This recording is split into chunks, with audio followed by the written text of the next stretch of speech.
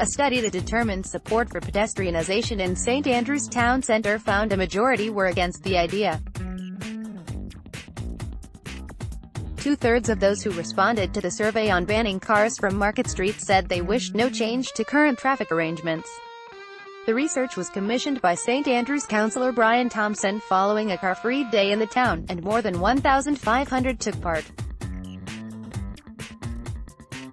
More than half of residents, 53%, and 84% of businesses were against making the street a traffic-free zone.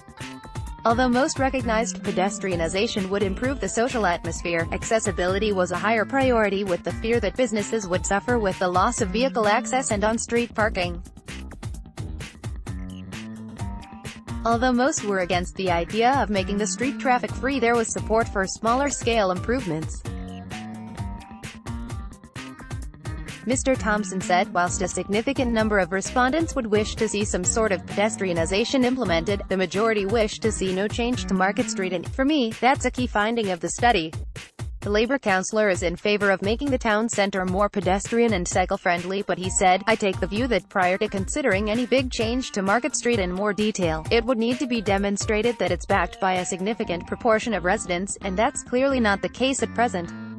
The study does highlight examples of pedestrianisation schemes that have resulted in increased pedestrian flows and turnover for businesses. However, many have plentiful nearby parking. That's definitely not the case in St. Andrews, and with the ongoing cuts to 5 councils' funding, there is currently no finance available to construct new car parks. Mr. Thomson said he would look into how other issues flagged up by the study could be addressed. Concerns include the angle of parking spaces, prevalence of A-boards and insufficient pedestrians crossing points and cycle facilities, and a common suggestion was shifting the monthly farmers market to the east end of Market Street. The study by Playfair Consultancy Group was, said Mr. Thomson, probably the most extensive survey of views on Market Street.